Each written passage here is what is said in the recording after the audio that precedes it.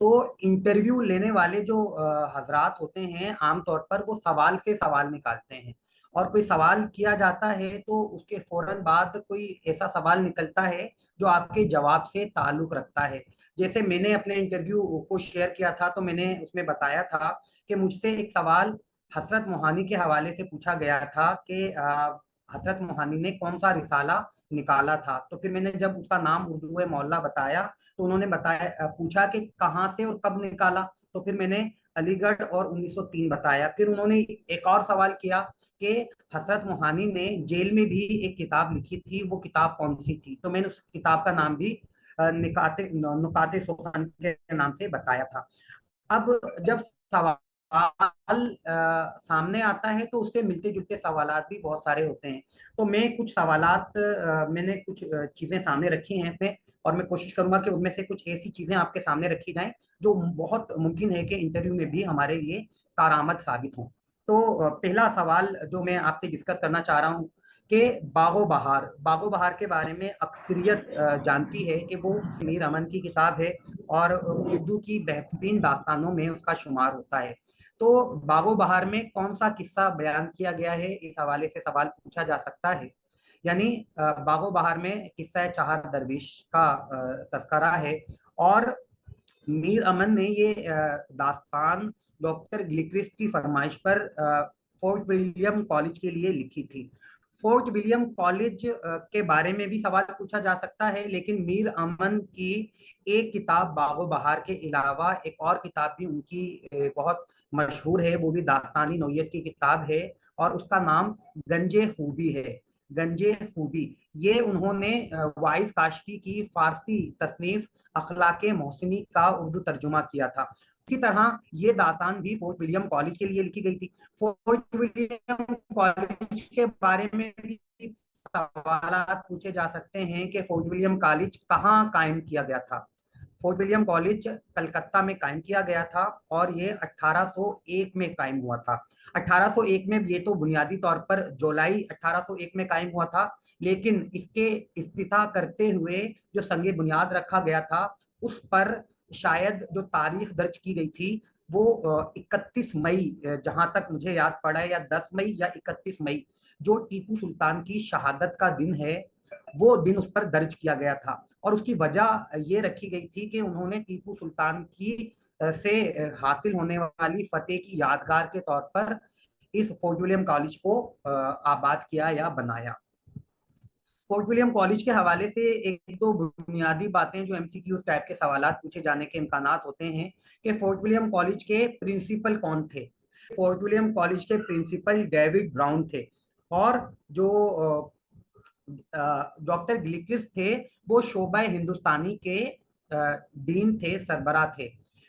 और ये जो कॉलेज था वो बुनियादी तौर पर अंग्रेज अफसरों को हिंदी या उर्दू सिखाने के लिए कायम किया गया था। तो ये सवाल भी हवाले से पूछा जा सकता है, ये चीजें भी हमारे जहन में होनी चाहिए। अच्छा, एक चंद और इसी तरह के मुतफर्रिक टाइप के चंद सवालात में और आपके साथ शेयर करता हूँ। राशिदुल खैरी के हवाले से कहा जाता है कि वो जानशीन हैं। वो किसके जानशीन हैं, इस बारे में एक सवाल पूछा जा सकता है। राशिदुल खैरी डिप्टी नज़ीर अहमद के जानशीन कहलाते हैं। डिप्टी नज़ीर अहमद के जानशीन इस एतबार से कहलाते हैं कि डिप्टी नज़ीर अहमद ने पहले अदीब थे जिन्होंने अपनी तहरीरों में खवातीन की इस्लाह और खवातीन के हवाले से ज़्यादा लिखा। इसी एतबार से राशिदुल खैरी भी अहमियत रखते हैं कि उन्होंने भी अपनी तहरीरों में खवातीन के हवाले से ज्यादा मज़ामीन या तहरीरें लिखी हैं। नावल भी उन्होंने खवातीन की इस्लाह और तालीम और तरबियत के हवाले से लिखे। इसके अलावा उन्होंने खवातीन की तालीम और तरबियत के लिए एक रिसाला के नाम से भी दिल्ली से जारी किया था। तो ये तमाम बातें साबित करती हैं कि राशिदुल खैरी भी डिप्टी नज़ीर अहमद की तरह खवातीन के हवाले से खास अहमियत के हामिल हैं, और इसीलिए उन्हें डिप्टी नज़ीर अहमद का जानशीन भी कहा जाता है। एक और बात यकीनन आप लोगों में से अक्सर को मालूम होगी कि राशिदुल खैरी जो हैं वो डिप्टी नज़ीर अहमद राशिदुल खैरी के फूफा लगते थे, रिश्तेदार थे, और उनकी जो तालीम और तरबियत है उसमें भी डिप्टी नज़ीर अहमद का कुछ ना कुछ हिस्सा था, और यकीनी तौर पर उनके वही असरात राशिदुल खैरी की तहरीरों में या जिंदगी में नजर आते हैं। राशिदुल खैरी को मुसव्विर गम भी कहा जाता है, ये उनका लक़ब है जो उन्हें दिया जाता है उनकी तहरीरों के हवाले से। ख़वातीन के हवाले से अक्सर उनकी तहरीरों में रंजो अलम का पहलू नज़र आता है। एक और बात ये उर्दू के पहले अफसाना निगार के हवाले से मुतफर्रिक आरा है, मुख्तलिफ जो मुहक्किकीन हैं, मुसन्निफीन हैं, वो अपने अपने तौर पर मुख्तलिफ मुसन्निफीन को उर्दू का पहला अफसाना निगार करार देते हैं। कुछ लोगों का ख्याल है कि मुंशी प्रेमचंद उर्दू के पहले अफसाना निगार हैं, और कुछ का ख्याल है कि सज्जाद हैदर यलदरम उर्दू के पहले अफसाना निगार हैं। लेकिन अहम तरीन मुहक्किकीन डॉक्टर मिर्जा हामिद बेग और डॉक्टर अनवार अहमद ने साबित किया है कि उर्दू के पहले अफसाना निगार राशिदुल खैरी हैं, और उनका पहला अफसाना नसीर और खदीजा के नाम से मखजन लाहौर जो रिसाला है उसमें 1903 में शाया हुआ था, दिसंबर 1903 में शायद वो पहला ही रिसाला था। तो ये बात भी अहमियत की हामिल है, इसे भी हमारे ज़हन में होना चाहिए। एक सवाल जो गुज़िश्ता हमारे वाले इंटर कमीशन में पूछा गया था वो ये था कि कसीदे का दूसरा जुज़ क्या है। तो इस एतबार से कसीदे के बारे में भी सवाल पूछे जाने का इम्कान हो सकता है। अव्वल तो कसीदे की तारीफ हमें मालूम होनी चाहिए, और कसीदे की तारीफ के बाद उसके जो अज्जा हैं, हिस्से हैं, वो भी हमें मालूम होने चाहिए। तो कसीदे की तारीफ तो आप बखूबी सब जानते ही होंगे कि कसीदा अरबी लफ्ज कसद से निकला है, जिसके माने हैं इरादतन, और इस्तिलाही मानों में ऐसी नज्म जिसमें इरादतन किसी जिंदा शख्स या चीज की तारीफ की जाए उसे कसीदा कहा जाता है। उर्दू शायरी में जो कसीदा आया है वो फारसी जुबान से आया, और फारसी से ये अरबी जुबान से आया था। तो उर्दू में जो कसीदा निगारी है उस हवाले से जो अहम शोरा हैं उनका भी तस्करा पूछा जा सकता है, लेकिन कसीदे के जो अज्जा हैं उस हवाले से भी पूछा जा सकता है। कसीदे के आमतौर पर 4 जुज होते हैं, लेकिन कहीं कहीं कसीदे के 5 जुज भी बयान किए जाते हैं। 4 जुज तो खास तौर पर है ही। उसमें से पहला जुज तशबीब कहलाता है, तशबीब या नसीब उसे कहते हैं, और तशबीब से ही उर्दू गजल निकली है, और गजल का आगाज तशबीब से ही होता है। कसीदे का पहला जुज तशबीब है, दूसरा जुज गुरेज है, तीसरा जुज मदाह है, और चौथा जुज दुआ है। मदाह और दुआ के दरमियान हुस्ने तलब या हुस्ने मुद्दा के नाम से एक जुज भी माना जाता है। वो शौरा जिन्होंने अपने कसीदों में किसी ना किसी लालच या किसी ना किसी इनाम पाने के सिलसिले में कसीदे लिखे हैं, वो मदाह और दुआ के दरमियान में उसने तलब के अशार भी लिखते हैं, जिसमें मधा जिनकी मधा की जाती है उनसे उनकी तारीफ करके और उनसे इनामो कराम के तलबगार होते हैं। लेकिन ये लाजमी जुज नहीं है, लाजमी जुज जो कसीदे के हैं वो 4 ही हैं। इसी तरह अगर कसीदे की बात हो तो कसीदे के साथ साथ मरसिए के बारे में भी या मरसिए के अज्जा के बारे में भी पूछा जा सकता है। मरसिए के जो अज्जा हैं वो 8 हैं। मरसिए की तारीफ भी आप यकीनन बखूबी जानते होंगे कि मरसिया अरबी जुबान के लफ्ज रसा से मश्तक है, जिसके माने हैं रोना धोना, और इस्तिलाही मानों में ऐसी नज्म जिसमें किसी मरने वाले की तारीफ की जाती है उसे मरसिया कहा जाता है। और मरसिया बुनियादी मरसिया इस एतबार से 2 किस्मों में का होता है। एक शख्सी मरसिया जिसमें शायर किसी अपने अजीज या किसी बड़ी शख्सियत के इंतकाल पर अपने जज्बात का इजहार करता है, वो शख्सी मरसिया कहलाता है। मुख्तलिफ शोरा ने अपने अजीजों या बड़े शख्सियात या शोरा की वफात पर मरसिए लिखे हैं। अल्लामा इकबाल ने अपनी वालदा के इंतकाल पर नज्म वालदा मरहुमा की याद में लिखा, वो मरसिए की नौयत में लिखा।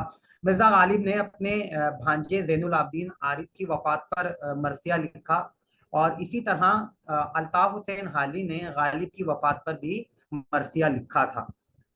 दूसरा मरसिया जो है वो मजहबी नौयत का मरसिया है। उसमें वाक़या करबला को बुनियाद बनाकर हजरत इमाम हुसैन रज़ी अल्लाह ताला अन्हु اور ان کے رفقا کی جرأت و شجاعت اور بہادری کو موضوع بنایا جاتا ہے. انہیں خراج تحسین پیش کرتے ہوئے ان کی شہادت کا ذکر رنج و علم کے ساتھ کیا جاتا ہے.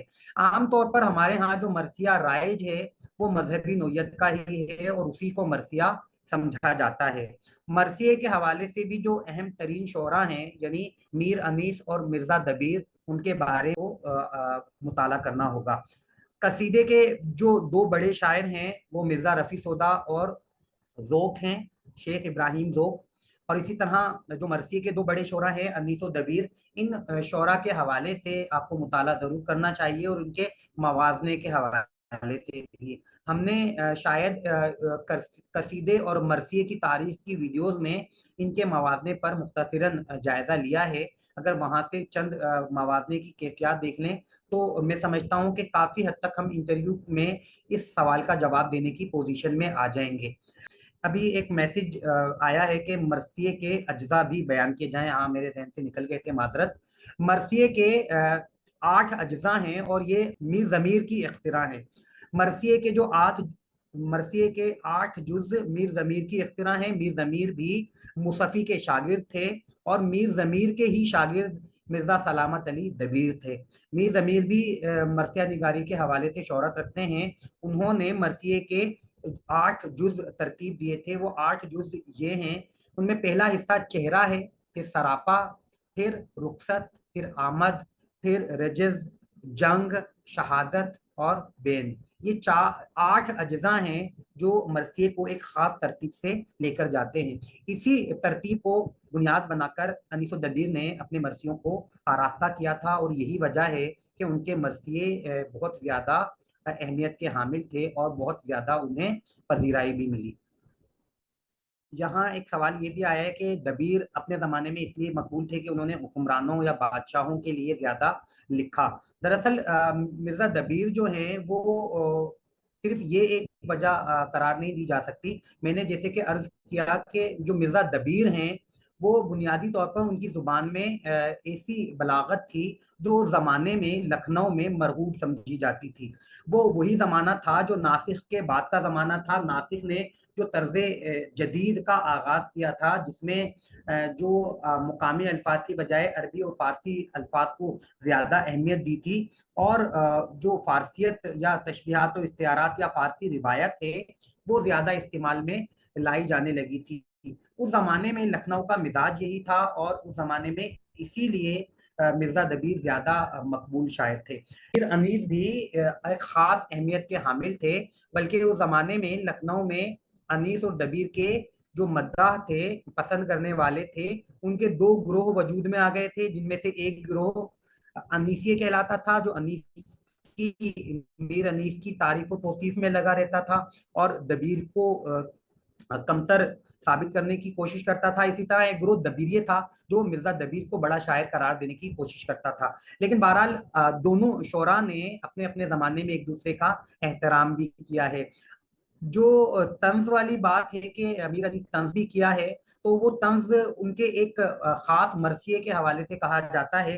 یہ سوال بھی انٹرویو میں پوچھا جا سکتا ہے کہ مرزا دبیر نے ایک بے نقط مرثیہ لکھا تھا، اور بے نقط مرثیہ لکھنا یقیناً کمال کی بات ہے، مہارت کی بات ہے. تو مرزا سلامت علی دبیر نے اپنی استادی کا بھرم قائم رکھنے کے لیے ایک بے نقط مرثیہ لکھا تھا اور اس میں تخلص عطارد استعمال کیا تھا.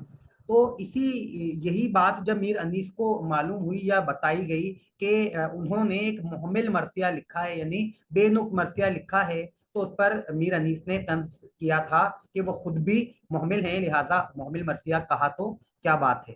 تو اس طرح کے چند جگہوں پر اگر یہ معمولی سی کیفیات نظر آتی ہے تو اس سے ایک بہت زیادہ اختلافی یا مقابلے والی کیفیات قرار نہیں دیا جا سکتا. بہرحال یہ تو چند باتیں تھیں جو اس حوالے سے ذہن میں آ گئی تھیں. وہ بھی کچھ سوالات بھی آپ کے ساتھ ساتھ چل رہے ہیں.